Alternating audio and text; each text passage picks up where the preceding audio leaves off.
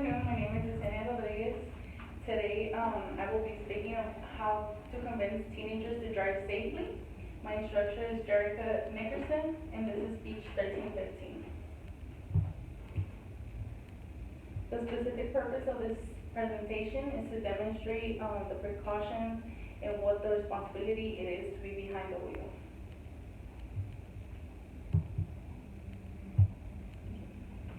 Smartphones are very handy for many situations, but they're not very smart when you're behind the wheel, actually.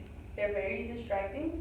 In many cases, sometimes we tend to get it just to text or use a phone call, but what we don't realize is that it actually distracts us from the road and our concentration.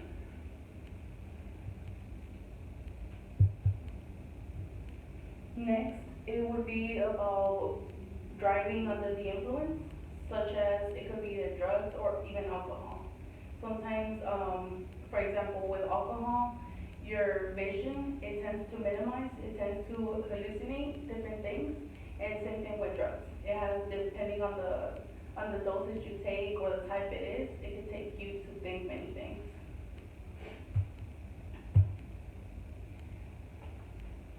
Next, we have the concentration period. Sometimes we just tend to think, oh, we're just gonna touch the radio, or let me look back real quick, or let me get my phone from the side. Sometimes even that is a distraction, and it could actually cause an accident that could become death, and which is very common among teenagers. Next, I'll show you a small video. It's about how to convince teenagers to drive safely.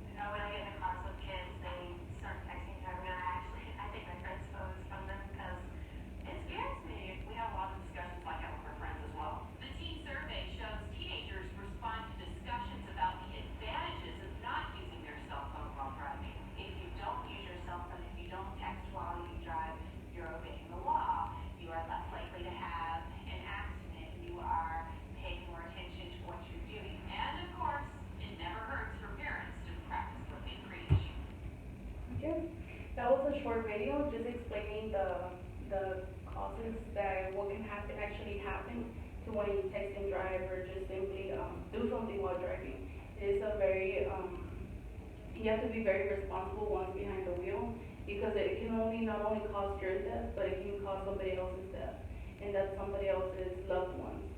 Sometimes even running late somewhere, you start speeding. So it's, like they say, it's always better to be late than sorry. All right, thank you for being here today.